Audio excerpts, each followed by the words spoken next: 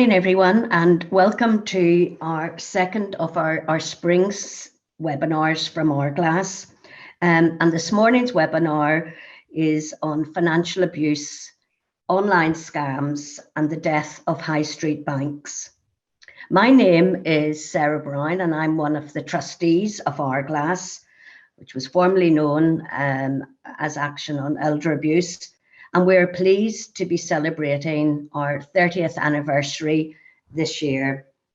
Hourglass is the only UK-wide charity which is calling time on the harm, abuse and exploitation of older people. And we're working hard to try to create a society which values older people and allows older people to age safely, free from abuse. Research undertaken by Hourglass in 2020, which was called Growing Old in the UK survey, one of the key findings of that piece of research was that 1 in 5 people either had personal experience of abuse as an older person or knew someone close to them who had. This equates really to almost 2.7 million older people thought to be victims of abuse throughout the UK. And also in this research, 34% of respondents didn't see taking money from older people or older relatives' bank account without permission as abuse. And this is very worrying.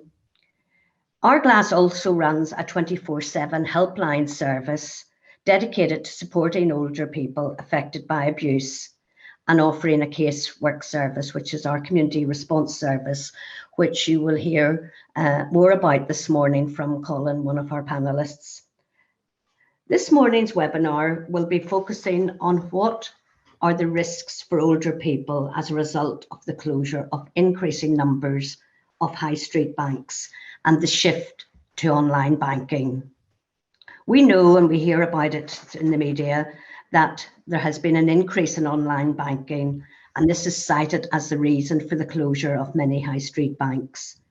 But for many older people who are not confident around online banking technology, this is a real issue. So what should we be doing to ensure older people are not left vulnerable to abuse and scams? And what should banks be doing to bridge the gap between high street bank closures and online banking? One of the main concerns that we would have is that in-person banking provides a safety net for many older people at risk of abuse. For example, if large amounts of cash are being withdrawn, or a bank teller notices sort of a degree of coercion between an older person and a relative or carer who are accompanying them in the bank. And this is going to be missed, obviously, if older people can't access their accounts in an actual bank. And the opportunity for the bank to raise an alert to the relevant authorities of the potential financial abuse taking place is also missed.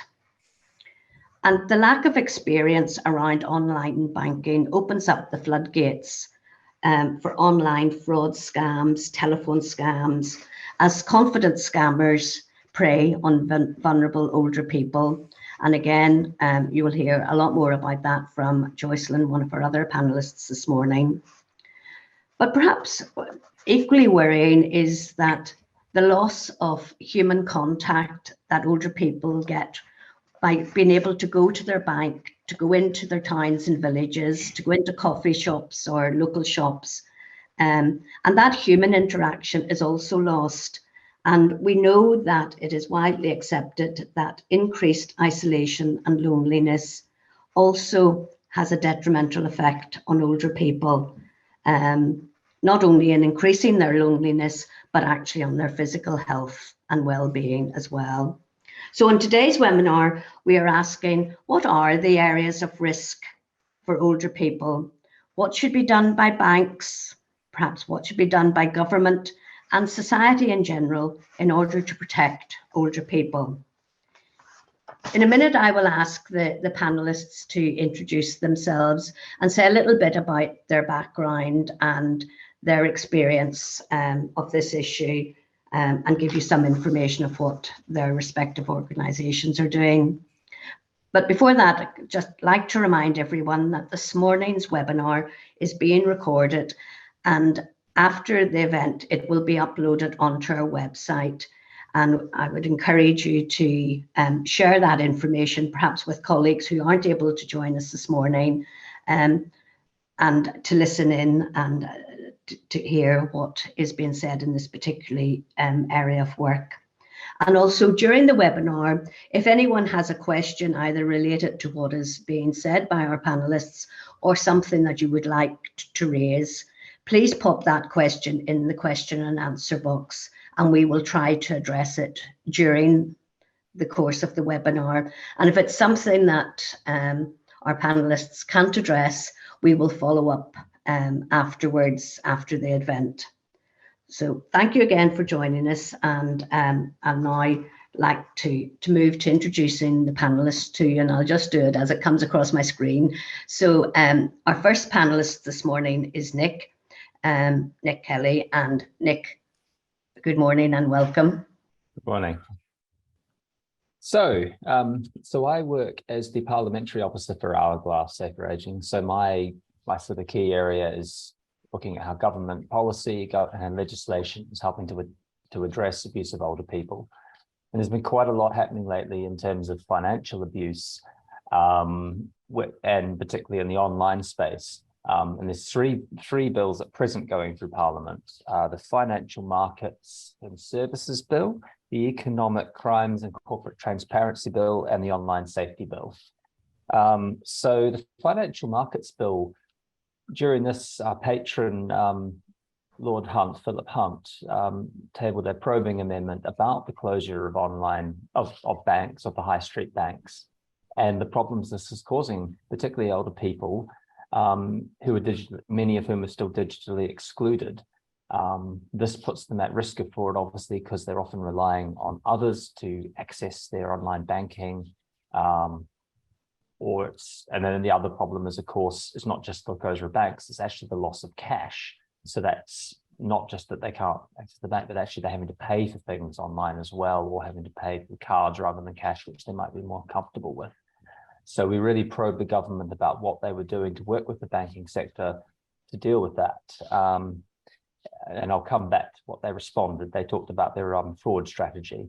The second one is the Economic Crimes Bill. And the Economic Crimes Bill, we're looking there at unexplained wealth orders. Now, that's a tool that's been used to sort of focus on corporate crime for the last 20 years. But what we're saying is actually this should have also been used for unexplained wealth being taken from older people, but wealth and property, I should say. There's no evidence at present that these unexplained wealth orders have been used in that way by the government, and we're saying they definitely should be. And we can definitely look online and see if that's definitely happened. The third bill is the Online Safety Bill.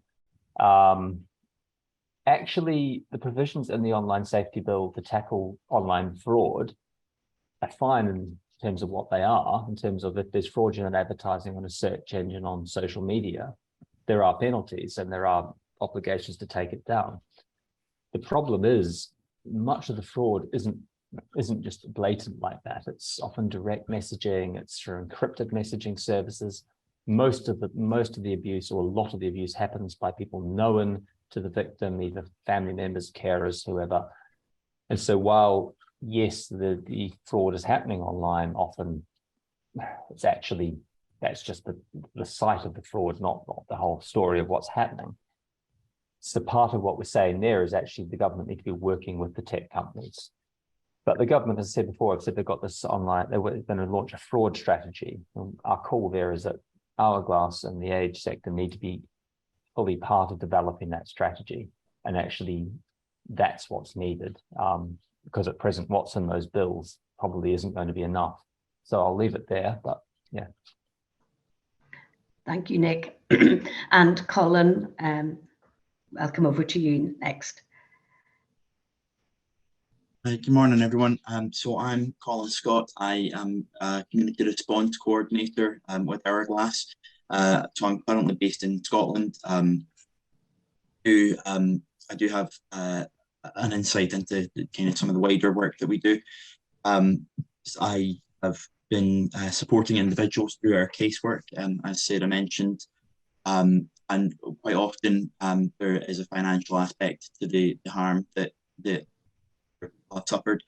In fact, in certainly looking at our service user data over the past year, around 32% of our cases have involved financial harm, either as a direct harm from a relative or someone known to them, or through a scam. So it's quite a major area that we work in. Is financial harm and financial abuse. And yeah, it is very mixed. And I think the majority, I think as Nick has referenced, the majority of cases is someone who is known to the victim. It's often a family member who is abusing their position, and who has made themselves indispensable by being relied upon for help with shopping, whether that's physically going to the shop but having access to the bank card, whether it's being able to manipulate the situation, whether it's doing online shopping for that older person. So I think digital exclusion is definitely an issue that many of our older people are facing. Not all of them, but many. And I think the one of the major issues with the online scams from our point of view is that things an older person, like any of us, is using online systems, is doing online shopping or is using the internet generally, but doesn't quite have the knowledge of how to spot online scams and how to defend oneself against them. And that's partly because these scammers are extremely sophisticated at times and very plausible. They're doing this for a living, so they have to be good at it. So those are some of the things that we are dealing with, and certainly some research that we've carried out in the last couple of years has revealed that around 40% of people aged 45 to 70 are concerned about an older person that they know, or about their own risk in terms of being financially abused. Thank you, Colin. And I'll pass now to Jocelyn. You're very welcome, Jocelyn. Thank you. Hello. Yes, I'm Jocelyn Law and I'm joining you. I work at Independent Age. I'll start top level and work my way down. So Independent Age is a national charity and we support people aged 65 plus, and we also work with their families and carers. We help people to live independent and connected lives.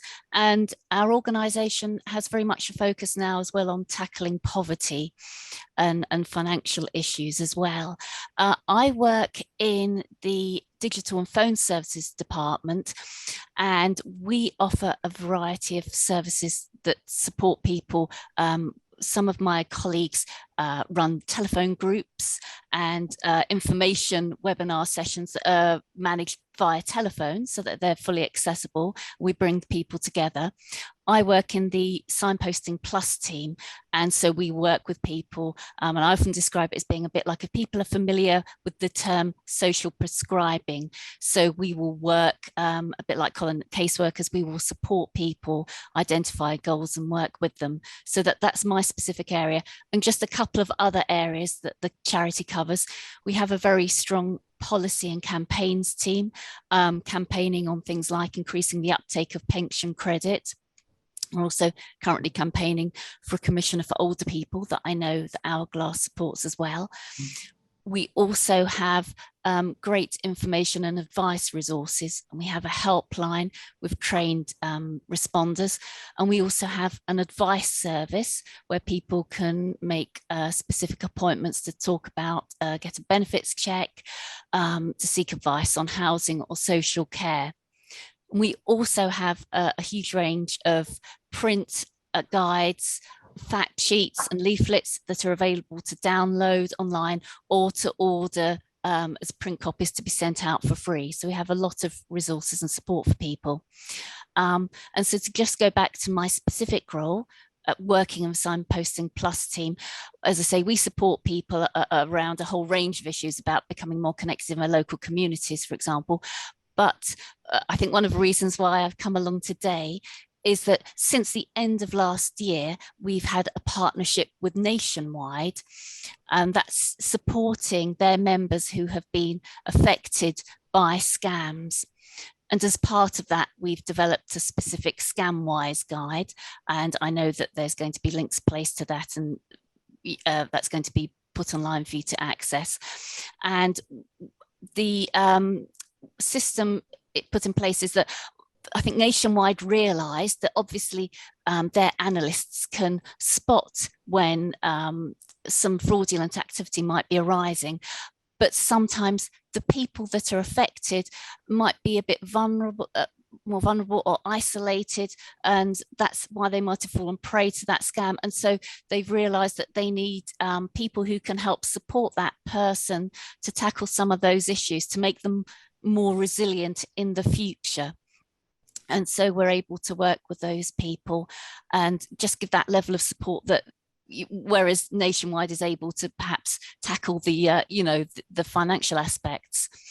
And just touching on what sort of Nick and Colin were saying about, trends, I'd say we have a lot of sort of cross-organisational meetings, and I'd say that generally in terms of sort of being concerned about welfare of older people, because we have lots of different teams working with older people in the organisation, we have noticed, I think over the last sort of 6-9 months, that financial abuse is something we've seen as being quite sort of high and quite prevalent in the people we work with.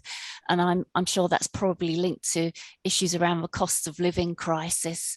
And from our point of view, I've actually worked in a couple of teams at Independent Age, and I think we have come across where people might be victims of financial abuse from relatives, but also from our work with Nationwide, we see where sometimes people think they're dealing with family members or people that they know online, and they're being tricked because scammers are so clever. So that's some of my issues, and I'm sure I'll expand on those later. Thanks. Thank you very much, Jocelyn, and thank you to all our panellists for your introductions, which were very fulsome. We'll move now to the questions, and I'd say to the panellists, feel free to jump in. But I'll start with our first question, and again, Nick, I'll come to you first. And our first question to the panel this morning is, how can older people access banking services in the UK following the closure of many high street banks? And what measures are in place to protect them from scams and financial abuse? Nick, would you like to comment on that? So a couple of case studies that came up for one of the committee stages for the bills was so the Newcastle Building Society, they've launched a sort of what they call slow banking hours, where basically targeted at sort of vulnerable customers and older people. They still have the traditional pay book, they have someone greet them at the door. So they've really tried to make sure that the banking service is as it always was, and that keeps people able to use it longer. The other example was Metro Bank. They're looking at what they call them alternative customers, but actually that's them building a business case for actually we need to keep banks open, and actually seeing that actually they'll get increased business from targeting these alternative customers. So I think part of it is there's a business case to be made to back the high street banks. Actually, you've got these customers. If you keep your banks open, you're more likely to keep their business. So I think that's it. Sorry, the second part of the question. And the second was just what measures are in place to protect them from scams and financial abuse? So there is a voluntary code that the banks have at present, and I've also talked to Nationwide about what they do. And there's a voluntary code, and a lot of the banks will, if they've, if there's clearly been fraud, they will usually basically compensate the victim. there's more that, as I say, I think from a policy end, there's much more that can be done to work with the banking sector. But yeah, there are things in place, but often it's actually down to the goodwill of the bank rather than by design. So from your knowledge, Nick, is there any legislation that will require banks to keep a minimum number of branches open or No. provide any service, like No. protected service? No, there's nothing in legislation that requires banks to have a minimum. And that really, we know that particularly affects rural communities, but actually even, I'm based in London, and I know in Deptford, there's now not a single bank on the high street. So people have to go to Greenwich, which may not seem that far away, but if you've got mobility issues, 20-minute bus ride plus a walk, it's a real problem. So, yeah.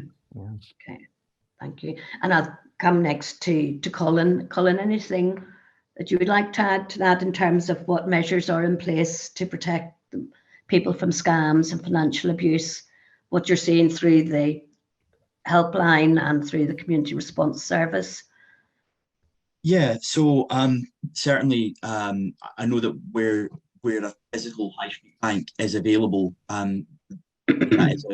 generally that is a good way for another pair of eyes to to have an insight going on, particularly with older or vulnerable customers.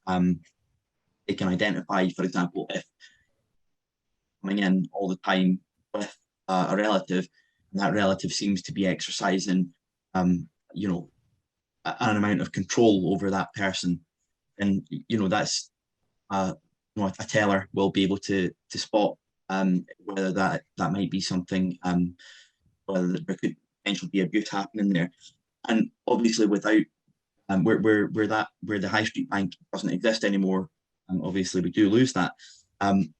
However, there are some alternatives to the physical high street bank that might still be more accessible. So everyday banking through the post office, for example, makes the kind of everyday services, as the name suggests, available for customers of a number of banks and building societies through their local post office branch. So that is one way that might still allow for for older customers to access something locally in their community, rather than to travel 20 miles into the nearest city if they're if they're living in a rural part of Scotland or somewhere like that. So that might be an option for some. But in terms of protection from scams, a lot of it is about, I think, has to be about the awareness. And so there are services out there that are focused on raising awareness of scams. So, for example, in Scotland, we have Trading Standards Scotland delivers a scam share bulletin every week, which will detail the sort of the most recent scams and some ongoing scams, how to spot them, and how to report them as well. The government's own website also does provide information about scams and how to avoid them. There's a website run by a group called Safe Online, and they have a check website function. So if you're unsure about a website that you're doing business with, you can paste the website name, the URL, into their checker and check what is this a safe website, basically. But those depend on some level of digital inclusion and being able to access these things online. So in those scenarios, there's possibly still a reliance on someone else to support or to be able to advise. But one of the things that we do through our community response work at Hourglass is in our safer aging support service, we do actually raise awareness with clients of scams that might be doing the rounds and how to avoid them and how to report them if they do turn up. So that's one of the things that we are doing, through telephone support on a regular basis with clients. We're able to then give them some of the tools to protect themselves. Okay, thank you, Colin. And Jocelyn, I'll pass over to you, just in terms of any comments you would like to make on what measures are in place to protect older people from scams and financial abuse from your experience. So do you want me to talk about the, in terms of the banking arm, or just more about the support for people facing scams? Whichever Yeah, you're familiar with. Just going to sort of echo a bit, I guess, what Colin was saying just now about in terms of supporting people, because obviously we come at things from quite a community response level, a bit like Colin, and similarly in terms of the challenges with high street banks closing, yes, we will often sort of like refer or help people to maybe source alternative support if branches close, such as the post office, because that does deal with a number of banks, as Colin said. Also, another way in which we support and work with people is through helping them work maybe with a family member, or work towards switching to alternative branches if there's another bank that does have branches locally. And sometimes, there are kind of advantages or sweeteners if people do join a different bank. So that can be another system to put in place. And also, if people are able to use online banking services, there will often be security measures and pop-ups and messages that banks will put in place to help educate people in their own education programs for members to try and prevent scams happening. And in terms of, say, support around scams, some of the sorts of things that we offer, I was mentioning earlier that my department provides information webinars for older people that they can dial into on a landline phone, and we have a regular one on our based on our ScamWise work, on our ScamWise guide, and so we use that to educate people. And we had a great example recently where we had some feedback from one of our participants that after being in one of our ScamWise online sessions, she actually then spotted something, I think a week or two later, and realized it was a scam and didn't sort of go any further. So it's great because we're sort of aware from the people that we work with that often they might tend to be at home a lot more during the day and might not be dealing with a lot of people. So there might not be someone else, particularly if they're on their own, there's no one else to sort of sense check if they get a message or a text. And the problem is the scammers, they succeed because they're so clever and they can seem so convincing. So a lot of it is really educating people. Often I think it's a human response to want to see the best in people, but it's having to educate people to just be a bit more wary and a bit more cautious when you get a message, particularly even if it purports to be from somebody that you know or a trusted provider, just to sort of stop and reflect before you respond at all. Absolutely. Thank you, Jocelyn. And Jocelyn, I'll stay with you because we've had a question in from one of the audience, from Chris, asking, could credit unions play a more significant role in providing a high street banking service? And I don't know whether you have any knowledge or experience of credit unions. I mean, I have sort of come across them, and we sometimes refer people into support from them. I think that is a useful tool in terms of community response. For example, sometimes you get sort of pop-up post offices, don't you, and those sorts of things in communities. And I think particularly there are lots of issues around economies of scale and cost effectiveness, and that's probably why banks are closing branches, because they feel it's cheaper and easier for them to run online services. But it's by bringing the community together, and I think there's often quite a lot of scope for that. Particularly, I'd advise people as well, if they're interested about wanting to see that in their local community, they could maybe get in touch with their local council or councillors, because those are the sorts of people that are often on the ground in the local community, and they might well be able to get teams, that councils might have teams that deal around financial issues anyway in the community, and they might be able to help set those up at a sort of a community response level locally, perhaps. Okay, thank you, Jocelyn. And just pass over, Nick, to you in terms of any views that you would have in terms of the role credit unions perhaps could play. And I don't know whether that has come up within any of the work that you've been doing. Not directly, but I do pick up on the point Jocelyn just made about working with local councillors and local communities. There's been some good examples of banks, or a couple of good examples of banks setting up local libraries, almost temporary pop-up branches. And potentially that, along with post offices, that could be a way, and credit unions possibly could play a part in that. Okay, thank you, Nick. And I'll pass then on to our second question, and I'll come to you, Colin, for this to start us off. What are the most common types of financial abuse experienced by older people, and how can they be prevented, and indeed how can they be detected, just from your knowledge through our helpline and community response service? Yeah, thank you. So although obviously we are discussing scams to an extent on today's webinar, our actual data suggests that scams are less common. That's a much smaller percentage of the overall financial harm picture that we're encountering.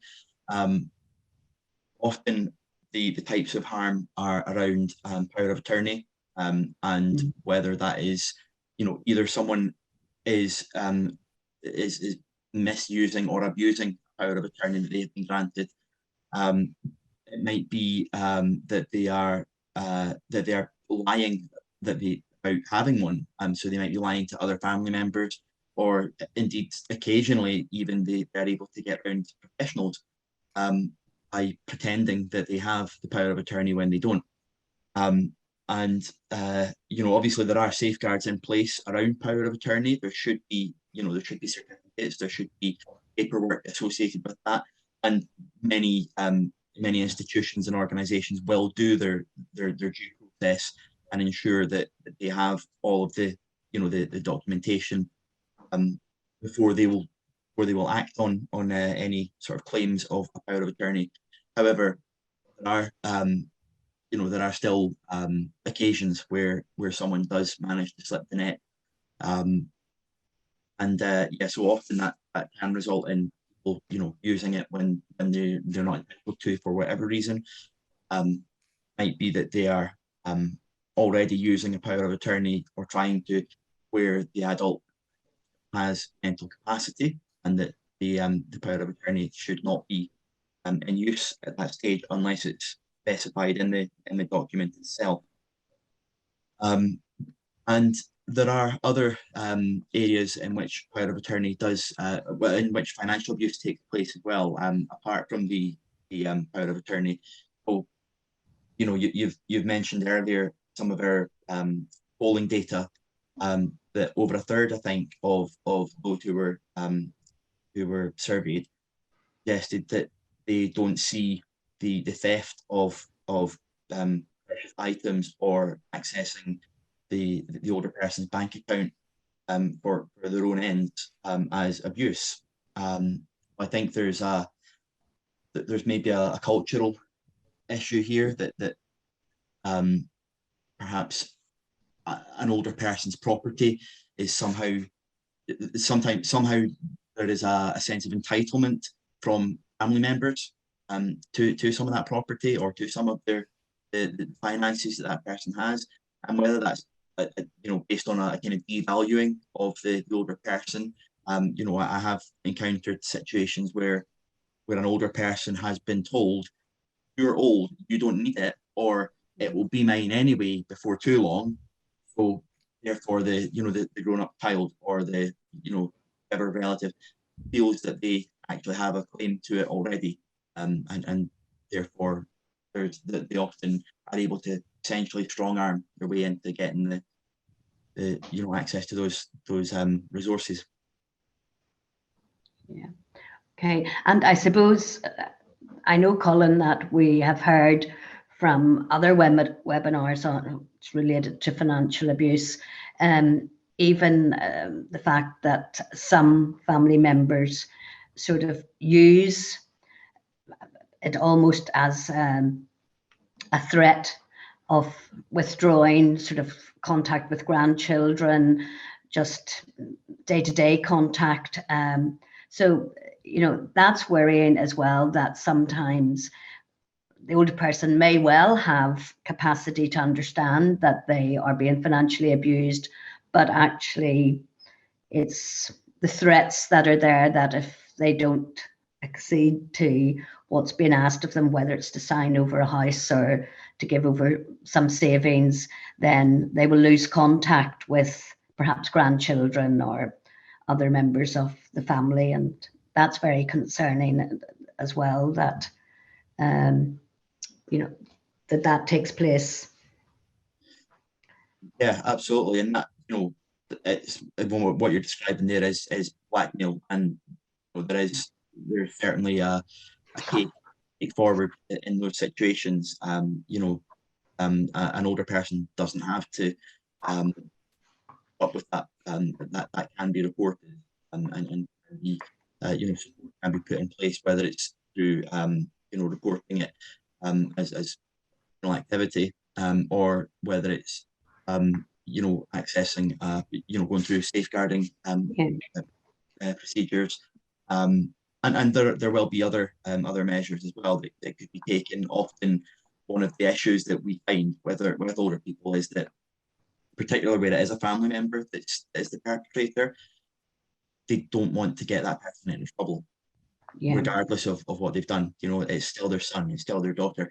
So sometimes some of what we have to do in terms of supporting a client in that situation is helping them to you know, work through that and to process that, maybe to identify sort of non-criminal action that could be taken, or you know, rather than going for a criminal justice response, are there other measures that we can explore to safeguard that person? Yeah, absolutely. Okay, and I'll pass Jocelyn to you, just in terms of from your experience within Independent Age, what are the most common types of abuse, that financial abuse, that you would encounter, and how can they be prevented and indeed detected? Yes, so I think there are sort of like three broad areas we probably see from our work, especially with our scam work with Nationwide. So I'd say I mean, it's amazing really when you think about it. There's fraud accounts for about 38% of all crimes, so you can imagine, yeah, there is a lot of scope for scams to impact people. And so I'd say for us, the top sort of ranking one would be around romance and befriending scams. I mean, actually, it's interesting because research has been undertaken to show that I think it's between the age of 65 and 74 is the group most likely, most susceptible to romance scams. And that group, and I think apparently the research showed that something on average around just over £12,000 is lost during that sort of situation. And it's really on the rise. It's about 75% year-on-year increase. It's incredible. And very much like Colin was saying around the difficulties when he's supporting people, when you're supporting people at Hourglass, how difficult it is when you're dealing with family members, say, and the emotional dimension. For us, dealing with romance or befriending type scams is the hardest one perhaps to deal with, because even though those scammers have created perhaps a fake identity, the emotional response it provokes in the person who's affected, that's genuine. And, you know, so there's like a sense of loss as well that they are having to cope with, you know. So we will work with those people on trying to help them find local support and community and activities and befriending, but it's not going to be the same as somebody who's been masquerading and sort of bombarding them with messages all the time saying how wonderful you are. And, you know, so, you know, that can be a very difficult emotional area as well. So it's emotional support, not just practical. And the next level down, I'd say we find is impersonation scams, and that's where it can be as celebrities or, you know, those alerts we see, change your Amazon code password or other sort of password things. Again, people will often panic or perhaps feel that they're being pressured. You know, they're given a deadline, this has got to be done by a certain time. And so they feel they've got to act. And then the third level, I mean, I think we've been quite surprised about sort of cryptocurrency and those sorts of scams. We were quite surprised to see how that has really been emerging.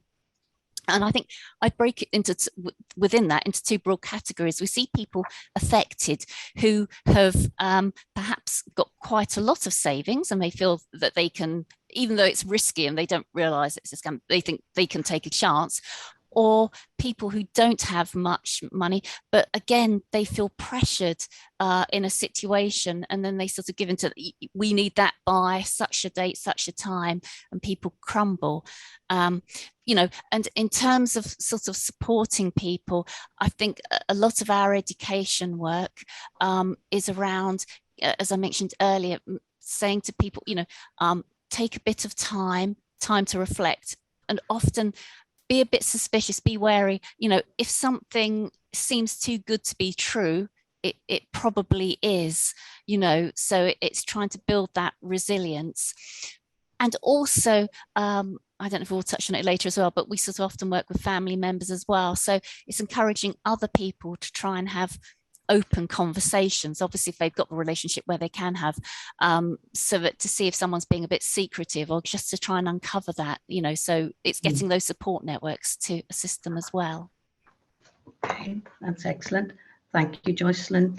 And thank you to our audience, because we're getting loads of questions coming in, so we will try to deal with a few of those now.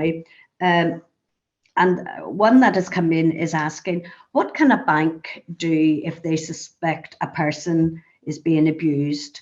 Who would they contact? And is there any guidance on what should happen? Now, I know none of our panelists this morning are bank officials or working for a bank, but perhaps, Nick, just from experience that you've had in terms of the different bills going through, would you have any comment to make in terms of what should happen if someone within a bank or a building society, I suppose, you know, is concerned that someone is being abused? Yeah, I mean, at the present, there's no consistency. There's, you know, I mean, I don't know a lot of detail, but I know that different banks have different policies, some a bit more proactive than others. What we think, what we believe is that when there's a national fraud strategy, there should be guidance to the banking sector, and that guidance should include training for banking staff or building society staff or credit union staff about if you suspect there's financial abuse, this is how you report it, this is how you know, follow it up the chain, and also what the common signs are. So, I mean, and that's the thing, we know cases we've dealt with, and you know, from when we've looked at it, there are definitely telltale signs that suddenly large amounts are getting taken out, or regular amounts taken out that can't be explained. So it's just, we feel that training component is quite important as well. And that's, again, some banks do some, but that's certainly not consistent. Okay, thank you, Nick. And another question that is coming in, Jocelyn, I'll come to you with this one. Deborah is asking, her parents are in their 80s and still have access to a bank they're with Nationwide, but she has found that when her parents ask for statements to be printed, the building society is reluctant to do that and trying to encourage them to go online to get to see a printout of their account.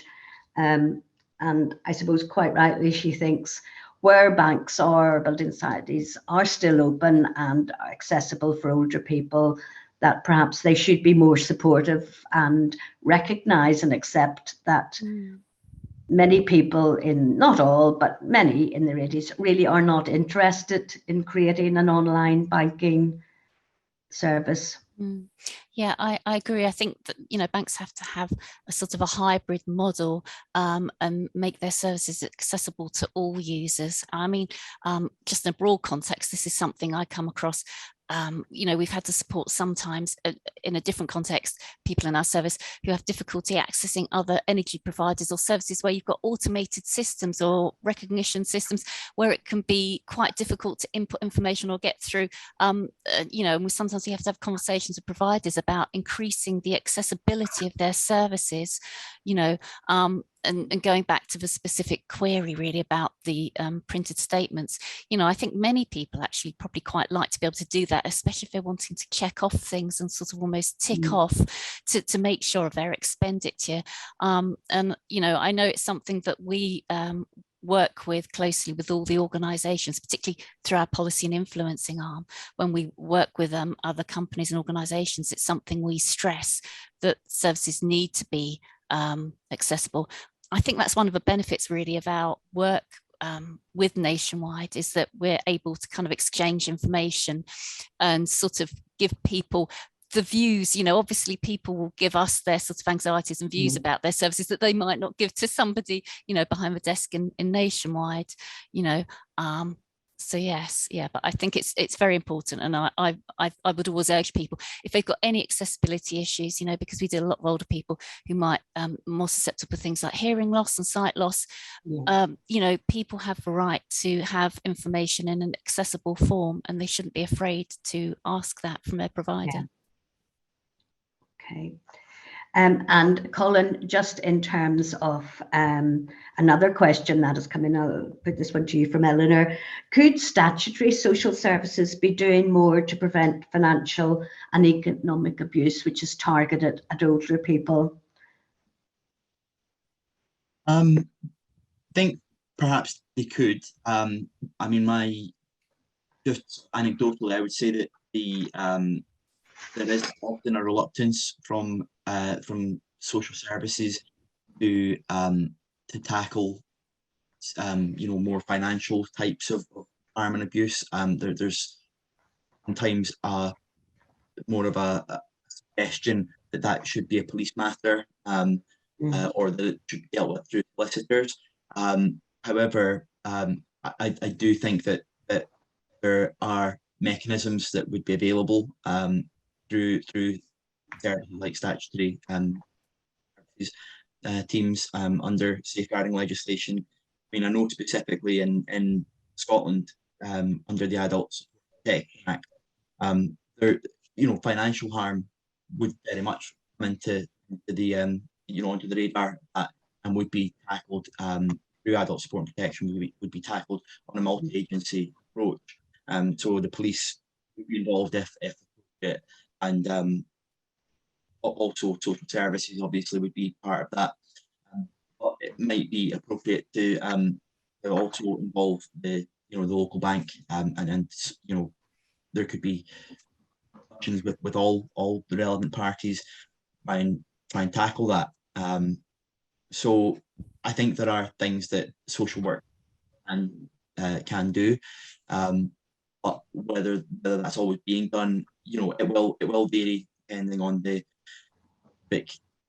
policy at local level, in terms of safeguarding, for example. Okay, thank you, Colin. And I'm going to fast forward to a question because I know, Nick, you have another appointment and have to leave us shortly after 11. And this is one that, in case by the time that comes, we don't get round to this question. So I'll put this one to you for your comment before you leave us. What steps can the UK government take to address the issue of financial abuse of older people, particularly in the context of the closure of increasing numbers of high street banks and the increase in scams and fraud generally? I mean, I think the first thing they need to do is they need to have a consistent approach. we have seen, as I stated in my intro, we've had 3 different pieces of legislation that kind of touched on it, but didn't properly address it, and a strategy, but yet there's not really been engagement with our sector. So that's the gaping hole we need to fix. I think in terms of banking, if they could have I mean, they've set up a task force that does have the banking sector involved, but it also needs to have the online platforms, because a lot, where that's happening, the sort of thing that Jocelyn's talking about, that's happening online. We need the people with the tech experience. They can pick up, or they can, if needed, get into the encrypted messages or whatever. And the other thing that a couple of years ago came out when the domestic abuse bill was passed, there was supposed to be statutory guidance to statutory bodies about how they recognize financial abuse. And one of the things that there was an amendment put at the time that the government didn't agree to, that was when people have a financial assessment before going into social care, that actually those people, the local authorities running that should be getting, and I go back to training and support on how do you spot potential financial abuse and then escalate it. We were promised guidance in that area and training. I'm not aware that the Home Office have done that. So that's the sort of thing that should be happening, and we must be including the banking sector. We must be including online platforms. And so really, if the government's going to be developing a strategy to tackle this, those features need to be part of it. And it is somewhat frustrating. 2 and a bit years after that bill was debated in Parliament, we still haven't seen progress. So. And how can that be accelerated? Is it by just lobbying? And I think combination of, we've got bills coming up, so our patrons in Parliament have been raising it. I mean, it's not just, I work, obviously I work in Westminster, but we're also raising it with the other UK governments as well, when they've got legislation, and we've been in contact with Hamza Yusuf in Scotland, calling on him to develop a strategy. In Wales, we've met with with 2 of their government ministers and raised this with them, saying you need to make sure that you're working with PCCs and working with organisations in Wales. And again, there's a lot of education and awareness. I think a lot of it will be lobbying, and obviously within the next year we're probably going to have a general election with a aging population and a fairly large sort of vote over the age of 65. I would hope that this is going to become a bigger issue, and governments or political parties across the spectrum will see the need to step up. So I think that's really the strategy in the political sphere. Okay, thank you, Nick. And if maybe come across Jocelyn to you on the same.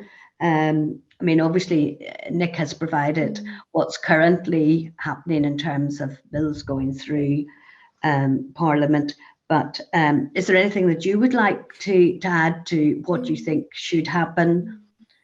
Yes. So particularly, as I was mentioning earlier, around our campaigns at Independent Age. So we're currently campaigning for a commissioner for older people. And I think I've touched on that before and said that it's something that Hourglass is supportive of.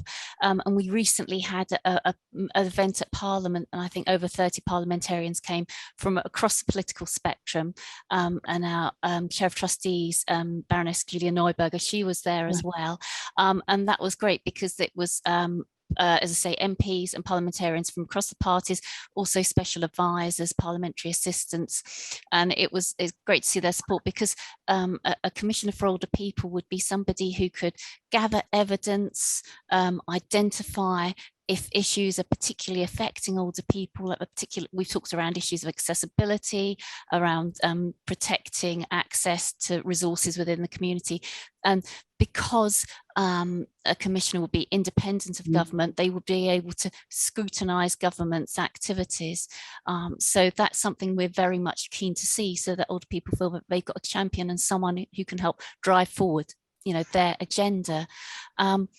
And also, secondary point, we also support Independent Age, which is access to cash campaign, where they are sort of campaigning to keep access to, cash points and to banking resources within the community. So, yeah. Okay, and I'll maybe just stay with you, Jocelyn, because one of the the questions that has come in from the audience from Jason. Just if you have a comment, it's just that he is saying that in West Sussex, courier fraud has now overtaken romance fraud, and it now standing at over 27%, and romance scams now at 11%. I just wondered, through Independent Age, is that something that you're also seeing a shift in? Yes. I mean, as I sort of mentioned earlier, for us that would come under, say, impersonation type scams. I think it's for us because we're dealing with a particular tranche of people who come to us through Nationwide. That's why for us, that's how for us the data things down. But I mean, yes, that is also a major area we're aware of, and it's very easy. You know, I know when I speak to people, sometimes people, they feel a bit embarrassed or silly, or they say, I can't understand, I don't really hear that many people, other people have fallen prey. I mean, it's, you know, only 5% of scams get reported, and I think people feel embarrassed, and I think we need to destigmatize that, because if people report it more, we can then target those people who are scamming them. And it's, you know, I always say to people, you know, people are very clever and deceptive, and it's easy to fall prey to that. And I said, you know, there are probably a lot of people who've fallen prey to it, and you just don't know because people haven't opened up about it. So it's being more open, and I think that would help make it easier for a lot of people to seek support. But, you know, because we are so used to now having things delivered, I'm not surprised that, that in that particular area, particularly if you're not in London, or if you're in a rural area, having things delivered is so much easier, particularly older people, if you might have mobility issues or not driving, things being delivered is so much easier. Okay, thank you, Jocelyn. And Colin, just in terms of, from your knowledge of our helpline, is courier fraud something that comes up through the helpline data? I suspect it probably does. And I know I mean, as I've said earlier, the number of scams that are being reported to us is still relatively small, but I think a lot of that is down to, as Jocelyn has said, that there is a real stigma and a real sense of embarrassment and shame about scams, about experiencing a scam, which you know, we know that all abuse is underreported. You know, we're never going to hear about all of it, but I think that it's particularly underreported as far as scams are concerned. You know, and I know when with clients who I've supported who have experienced a scam, that is exactly their experience, that they felt stupid, that they felt, you know, they were embarrassed about it, and you know, there's really no need to feel that way, because you know, this is something that scammers are doing professionally, and they are, you know, they're constantly trying to up their game, so that they can continue to make that living out of it. So I think you know, courier scam certainly does seem to be on the rise, even just based on my own personal emails that I receive. There's a lot of stuff in that area that comes through, and I mean, I think from our service user data, I think romance scams are probably still quite common as far as scams go, and also we have had we do get quite a few impersonation scams reported, whether it's the bank, or you know, someone pretending to be the bank, or we've had a few to do with lotteries and things like that. I think there was a New York lottery scam or something that was quite popular for a while, and people, you know, some people have lost significant amount of money on these. Okay, thank you, Colin. And and maybe just stay with you, Colin, and a comment has come in from Olivia in terms of, what would you recommend if someone has completed a banking protocol for a customer who was a victim of a romance scam, and obviously forwarded that to the police, but there was never any follow-up from the police, either to go to the person's home to find out more information, And I don't know whether that's something you've come across where. Well, I mean, certainly the banking protocol has been set up or with that in mind, that, you know, it's the initial, I guess it's like any crime, the sooner it is reported, the more can be done about it in many ways, because with the banking protocol, if the police are notified immediately while the customer is in branch, for example, then the police can arrive as soon as possible, possibly deal with anyone, with any suspect who are there at the time. Obviously, in this scenario, wouldn't be that wouldn't be the case, because we'd be looking at a romance scam. So there would obviously have to be some follow up, really, to investigate and to take any relevant action. You know, you're not necessarily going to get all that information by, you know, the police just turning up in the branch and, you know, and doing, you know, one visit to a branch, or, you know, over one phone call. It's likely that there would have to be some follow up to that, and I think it's reasonable to expect for, you know, for the victim to receive a home visit. But you know, I don't know exactly what the police kind of policy is on that.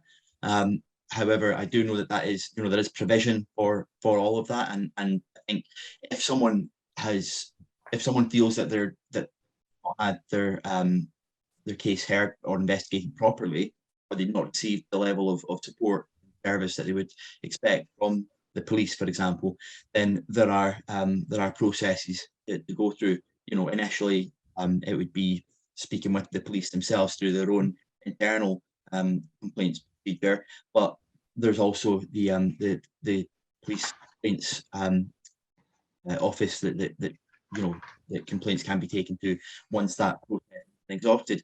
So there are steps that can be taken if there's you know, if there's dissatisfaction how a case has been handled. Yeah, okay, thank you, Colin. And Jocelyn, any comment you would like to make in terms of follow through by on reports of scams? Yes. So, you know, obviously, if people are sort of concerned that their issue hasn't been dealt with properly, they can also follow up with complaints processes through their bank or building society, perhaps. Also, people can report fraud or scams to Action Fraud. I think in Scotland, the equivalent, it will be directed to Police Scotland. And victim support will often also, they have a free helpline, which can be very useful in helping support people as well. You know, and also if there's no joy, people can go all the way up to, say, you know, Financial Services Ombudsman, take it to that level. But, you know, I know that sort of working with Nationwide, you know, because they're obviously established large scale building society, have a lot of processes and they do a lot of training. We found that partnership very fruitful because they do a lot of training for their own staff, and we've both had training with each other, and I think that can help as well, because sometimes it can be difficult. It's like any service that you provide yourself, you think you understand it and you think it's going to be perfectly easy for others to use. It's always good, like I said, to have a sense check, to work with someone from a slightly different sector, so that to make sure that it is approachable, and cutting out things like jargon, and just making sure that there are simpler contact points. All those sorts of things just make it so much easier for people to be able to deal with these issues. And you know, because also we find as well, people are often very upset and quite emotional when they've been affected by a scam, and it's hard for them to be able to process and to be able to deal with things. So the more simpler and more straightforward processes are, the easier, you know, it makes that journey for them at a very difficult time. Yeah, okay, thank you, Jocelyn. Just not directing this, and it's just a comment that has come in through our question and answer from Chris.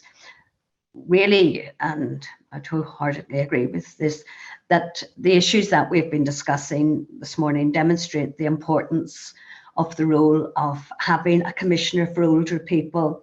And I know, Jocelyn, you've referenced that a few times, as is the case in Wales, where she has been very effective in highlighting many of these issues.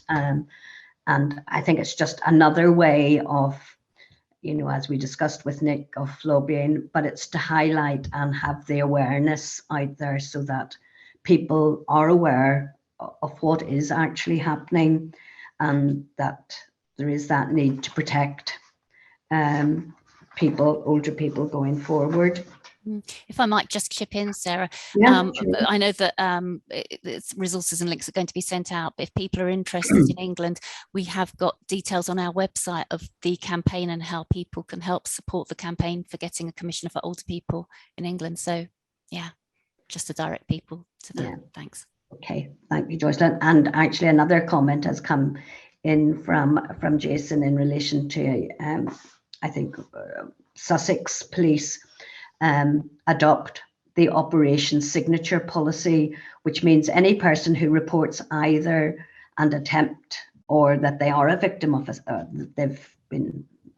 someone has attempted to, or they have fallen victim of a scam, they will be visited after the event in order to mitigate the risk, and any high risk cases will be followed up either by the ECU or the operational signature team, which is very good. But I'm assuming, I don't know whether that's wider than in the Sussex area. It's maybe something we could follow up just to see if a similar, I don't know whether, Jocelyn, you're aware of that in your area? Or... Yeah.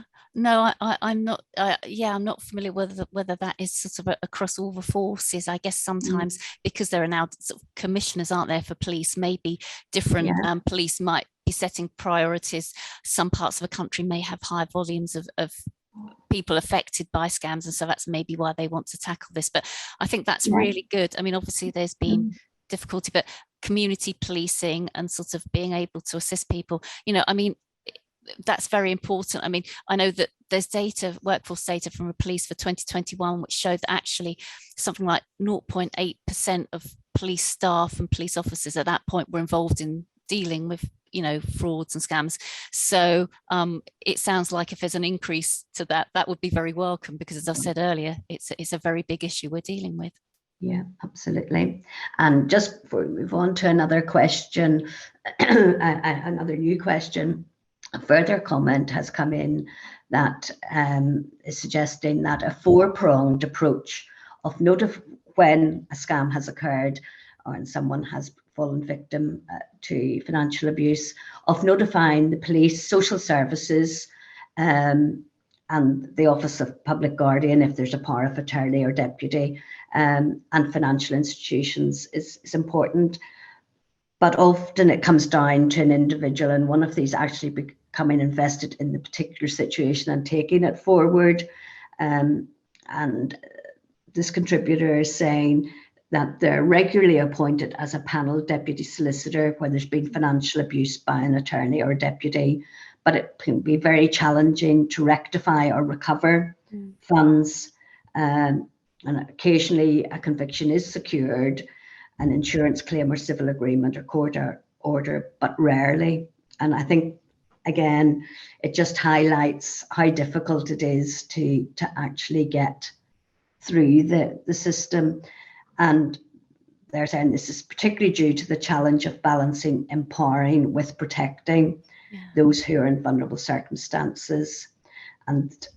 But the suggestion is that there are specialist clauses that can be included within lasting power of attorneys that can create a measure of accountability that, if breached, could lead to earlier detection of the inception of fraud. So it's maybe just something for families to keep in mind, that perhaps to be looking at those specialist clauses when drawing up a lasting power of attorney. Thank you, Jocelyn. Okay, so if maybe move on, Colin, to another question around what support is available for older people who have experienced financial abuse or fallen victim to a scam, and how they can access that support. Yeah, so I mean, if the police have become involved in a particular case, then there is the option of victim support being involved.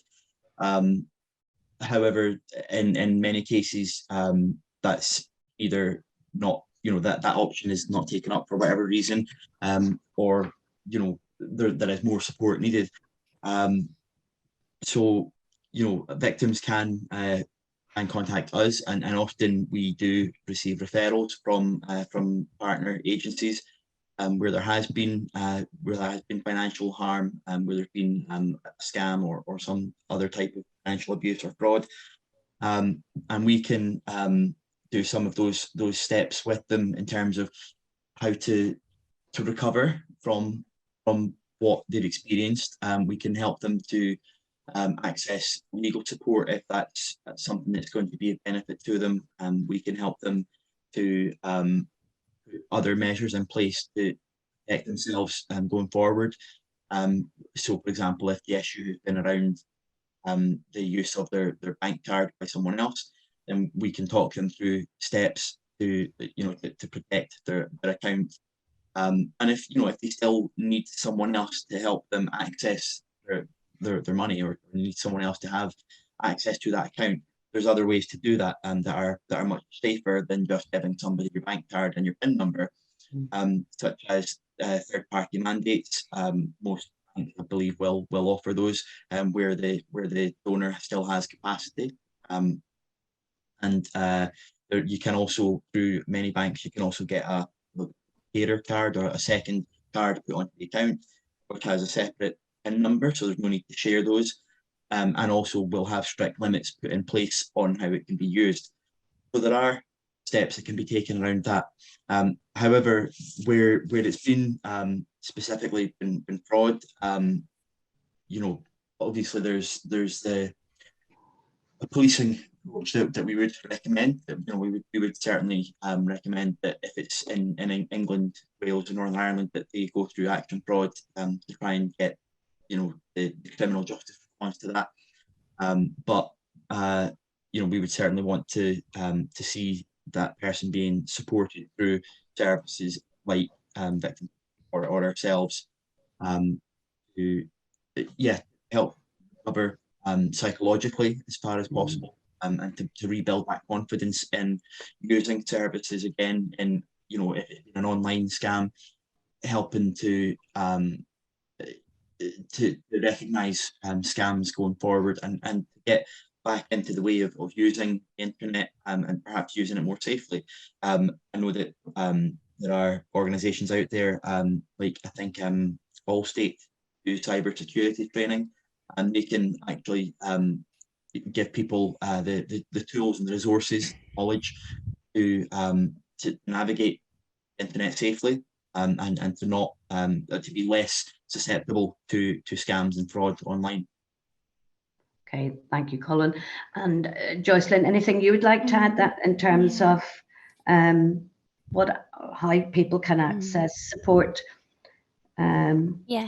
Yes, because echoing really what Colin said around, supporting people afterwards, building resilience, is a lot of what we do. And as I've touched on previously, our partnership with Nationwide occurred because they couldn't sort of provide the aftercare, the support in which, Colin and his colleagues provide, because we work on a casework principle, we can really work with and identify what any root causes might be, but also help build that later resilience. So we have our ScamWise guide, so we can work through whether it's, say it was a daughter or whatever type of issue they faced, and we can help them to become more confident.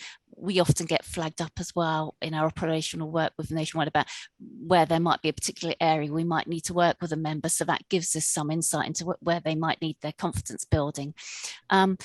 But also I know that we do a lot of work at Independent Age around building people's digital confidence, because sometimes because they're not digitally confident, that can be how a scam has occurred.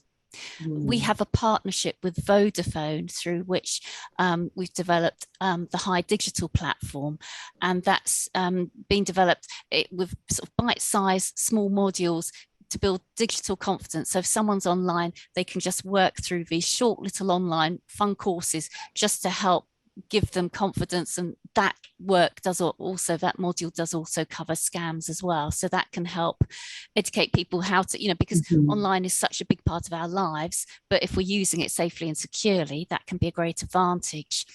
And we can also, and often do, signpost people to support, such as local volunteers or AbilityNet to help people, you know, to gain more new digital skills. Many local libraries will have drop-in sessions, and sometimes some local authorities also support people.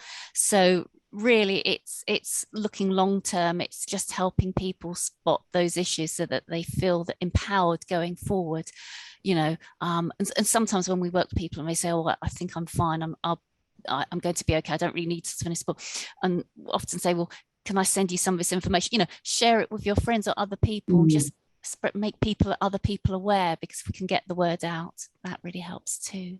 Yeah, absolutely, Jocelyn. And we've had a comment just in from Jason in terms of the operation signature policy. And it would appear that it is just Sussex and Surrey. So that's something that maybe some other areas might want to follow up.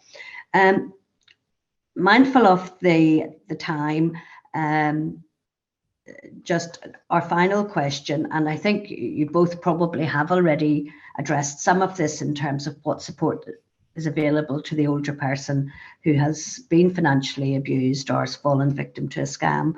But specifically, how can family members or caregivers be educated to prevent scams and to help with online banking for older relatives in light of the increasing number of high street bank closures? And Jocelyn, would you like to comment on that? Yes, so we, as I've mentioned before, our Scamwise Guide, and that has a really handy checklist in it of things that families and carers can look out for. So it's spotting, for example, you know, perhaps the older person has become a bit secretive about certain things. Trying to, if they can and they have that sort of relationship, trying to have those open conversations, spotting like if they've got extra deliveries arriving or has post arrived talking about some card or account that they're not familiar with, that family member having, perhaps. If there's work being done on the property that doesn't seem necessary. So there are sort of certain telltale signs, and it's just being able to, I think it can be difficult as well sometimes if some people feel that other family members are interfering, you know, and that they feel proud, but it's again, so it's helpful if people can have that open relationship. And perhaps, you know, all people of lots of different ages fall prey to sort of scams and fraud. So I think if family members as well can be quite open and honest and say, because, you know, I got this text through and I was really, you know, I had to look twice. That sort of thing can break down the barrier and make other family members not feel that they're being targeted as if, oh, you know, you're the one susceptible. I think all of us can be affected, and so again, it's being more open about it and trying to take away the stigma, you know, but saying it's only those people, only vulnerable people affected. Lots of people are affected, so that can help as well. Absolutely. And Colin, any comment you would like to make in terms of how family members or people providing sort of care to older people can be better educated to help prevent? Yeah, so I mean, I would agree entirely. I think having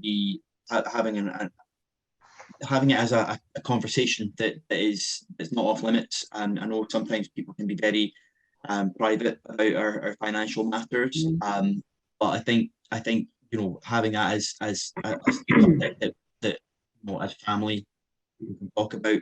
And like you say, Jocelyn, having, you know, being able to kind of give the example or to kind of flag it up in a way that doesn't make anybody feel particularly targeted is helpful. I know that, again, there are a lot of resources out there. The Metropolitan Police have a useful set of resources. on their sort of little guides section. So they've got things on there about everything, all types of online kind of risks, really. They talk about phishing. They've got online shopping and how to kind of do that safely. Avoiding romance fraud, all kinds of things, just in little guides and bite-sized information there. And they also have the I think we've had the 5th edition now of the Little Book of Big Scams that they've produced as well. And there are similar related documents that can be downloaded as PDFs from their website and from many police force websites. And also can be ordered, I believe still can be ordered in hard copies as well. Excellent. Oh, if I can just add as well, I don't know if I mentioned before this, Take 5, people Google that. They have really great toolkits that people can download and lots of resources and free guides as well. So that's another great organisation. You can do quizzes and it can help, alert you to if you're susceptible. And how widespread is the information, do you think, and I pose this both to Colin and Jocelyn, because obviously when you're talking in terms of what's available and what partnerships and links with different agencies, but I'm just wondering how aware would older people or indeed their family members or caregivers be about the range of support tools and advice that is available? I just wonder, do you think that's well enough publicized that people would know where to go? My feeling is probably not. So I know that a lot of the resources that we've talked about today, outside of kind of my professional life, I wouldn't have encountered a lot of these, because they're not really in the public domain unless you're looking for them. So I mean, they are freely available to anyone, but you do have to know where to look. Yes, I mean, I'd echo that as well. The great things about digital and social media is it's a great way to get messages out quickly and new updates, but often the people we're working with may not be incredibly active on social media and those digital channels. Sometimes for us, family members might be, because we do use social media, so that people can find out information through that way. But we often have people that come to our services who have seen leaflets in libraries or, through Age UK or the Silver Line have been referred to us from different services. I think it's just incumbent on us all just to keep sort of trying to get the message out. I think one of the great things about coming to an event like this is being able to talk to people, different professionals and different people from everyday life, just to help get the word out and to be getting this feedback as well, because the more contacts we have, it can just help spread the message. Absolutely. And Emma has posted just further update. This is obviously in relation to Sussex and the discussion we were having about the operation signature policy, saying that all high and medium risk cases that get referred will be referred on to the fraud case worker, which is based within victim supports within Sussex. And I know, Jocelyn, you mentioned victim support and the work that they do.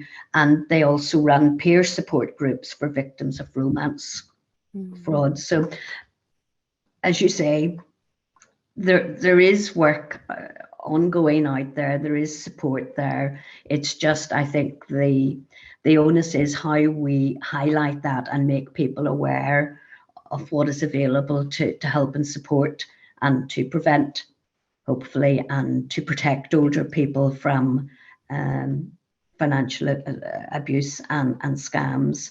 And as I think someone referenced earlier in the webinar, the current cost of living crisis is only probably going to add to that situation, and it's something obviously that's going to be with us for quite some time going forward. So it's something we need to be particularly aware of and working on. That brings us to the end of our questions, and I would like to thank everyone in the audience for their participation. We've had loads of questions this morning, and hopefully we have covered them all, but I know Penny will have been keeping a watching brief, and any that we have missed, we will follow up afterwards. And I would particularly like to thank Jocelyn, Colin and Nick, who has had to leave us, for their input. I think it has been a very interesting and very informative discussion this morning, and I thank you both and indeed Nick for your input and your contribution. I think it has been extremely helpful, and I think you're right, Jocelyn. It's through events like webinars or other information awareness sessions that the messages do get out, and you never just know who hears the message and then who passes it on. And for that reason, I would remind everyone that this morning's webinar has been recorded and will be available to download from Hourglass website. And if there's anyone that you think might be interested in sort of viewing the webinar and listening to the discussions we've had this morning, please do signpost them to the webinar when it's available. And I would also like to remind everyone that our next webinar will take place on the 25th of May, and it's going to be on the cost of living crisis.